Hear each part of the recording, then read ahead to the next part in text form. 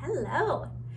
So today I wanted to come on and talk about something that is like the backbone of why I'm always recommending organic foods, and regardless of whether it's certified organic, you can know your local farmer or get farmers market foods, just basically avoiding chemicals and the use of chemicals on foods. And the reason why it's also important. So I'm going to tie that together today for you and do a little soil demonstration.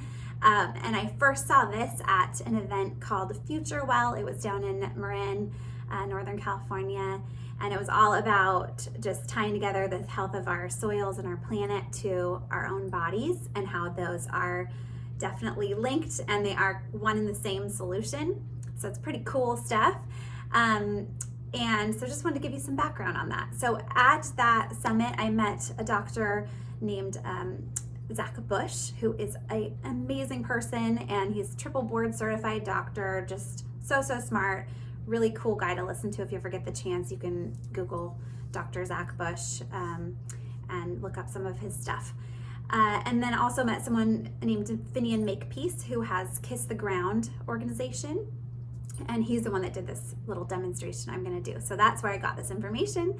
I find it very fascinating. And I also just find that when we understand more about why we're doing what we're doing, it makes it so much easier to be motivated to do it. So now it's become something where, I'm not just like scolding myself into eating high quality food. Like I actually just want to. So we want to just get everyone to that place.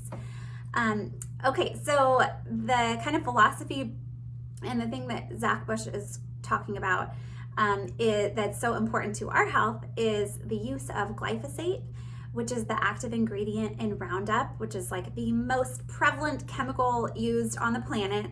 Actually, 4 to 4.5 billion pounds of it get dumped onto the earth every single year. So it's everywhere, and it's water soluble, so it's going to go into our water tables. It's going to be raining down on us when it gets regenerated back up into the the rainwater. So it's everywhere, and that's not to scare you or anything like that. It's just to understand how prevalent it is and how omnipresent it is. And then some things we can do about it.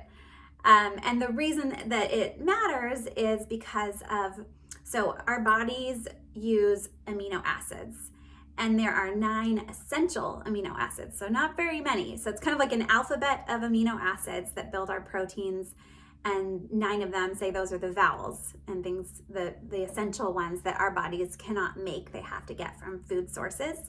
So when we use glyphosate, it blocks something called the shikimate pathway.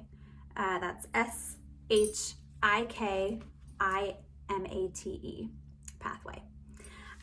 So that is not something that is natural in the human body, but it's something that happens in plants and in the environment. So we have to, what he believes, what Dr. Zach Bush believes, is that it is that pathway that creates like the medicine in our foods.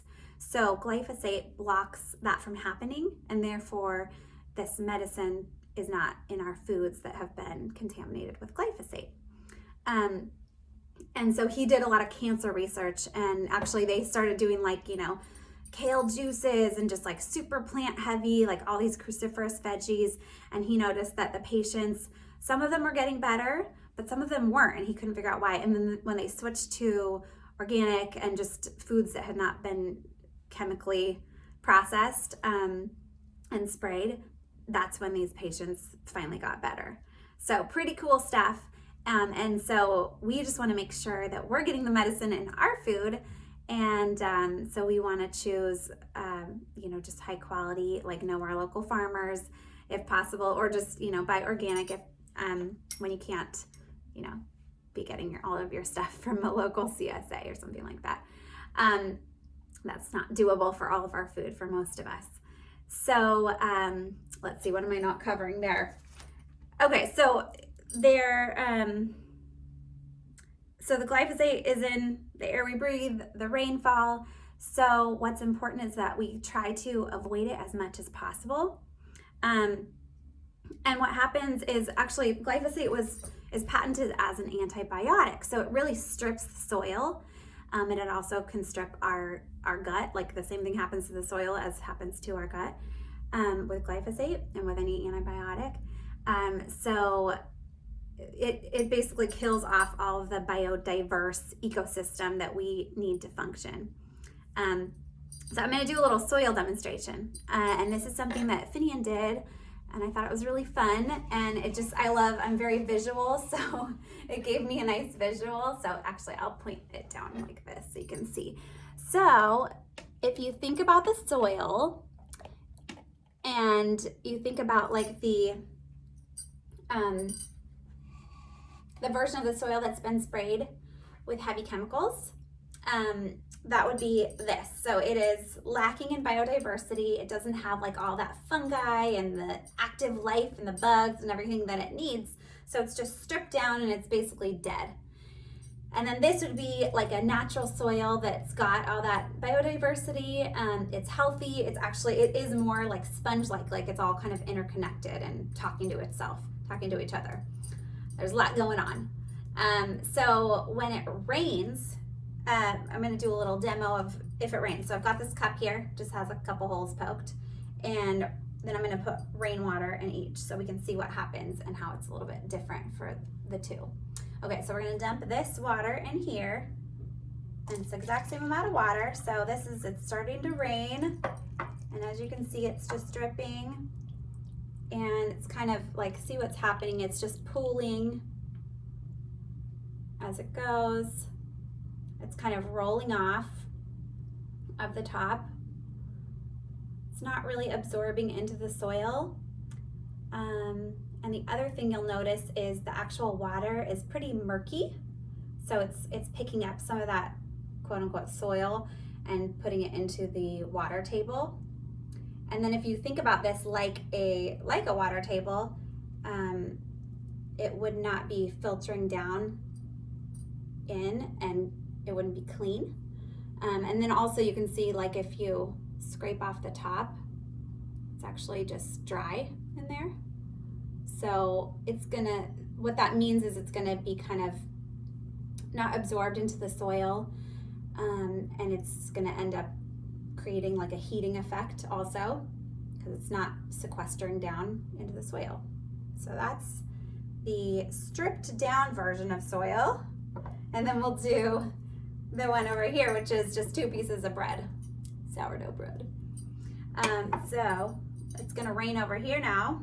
Let's see what happens. So same amount of water, and it's just dripping down. It's raining, and you actually see it's not even on the plate yet, even though it's the same amount of water. It's just going right into the bread, and it's okay, and now it's starting to come out over there on the side, and it's actually really clean. It looks pretty filtered. And it's holding a lot of the water too in the bread. So if we were to relate this to the soil, there's a little bit more in there.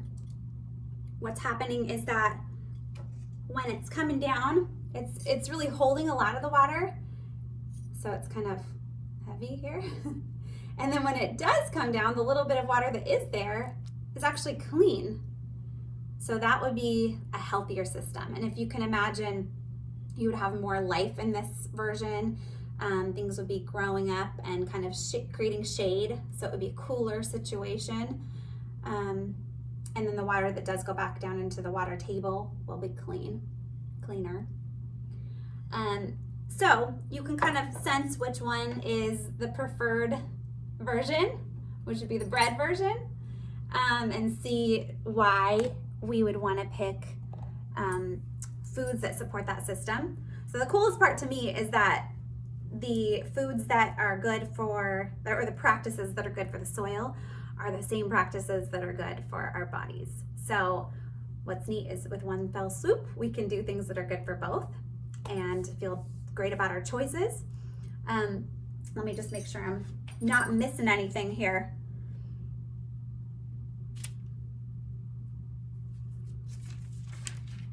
Got it all there.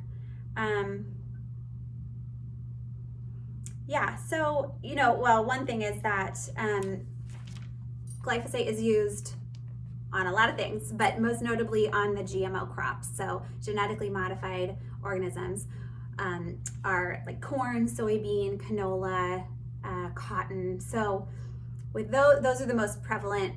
They were created to withstand a lot of glyphosate being dumped on them and not die. So the weeds would die and the food would not. And we also use glyphosate as like a desiccant or a drying agent on things like wheat and grains, so wheat, oats, rice. So those are all the things I mentioned, that you definitely want to get organic or from a local farmer whose practices are clean and chemical free as much as possible. Because what happened is, like in 2014, they noticed that this was creating like super weeds. So what happens is that they became immune to the glyphosate that was being sprayed, and then it created like a new version of heightened weeds. So then they had to start dumping more, and they're using new or just higher powered herbicides, fungicides, insecticides. So that just means, more of this being dumped onto the soils, and then more coming into our bodies as well. So it increases the pressure on our microbiome, and it just means that we could get sick more often, and result in viral infections and things like cancer. So there's also glyphosate spray maps, so you can see where more is getting sprayed. And also, now that glyphosate is off patent, different companies are creating like generic versions of it. A lot of them are coming out of China. So it's super prevalent. So we just want to support the system that is not that, because, we'll help the earth and we'll help our bodies at the same time. So I hope that was informative. If you want to listen to Dr. Zach Bush talk about this, he explains it much better than I do, please look him up, and I encourage that. He's super fun to listen to, such a smart man. And that is all I have for now, but please ask questions, and look forward to hearing what you think about this.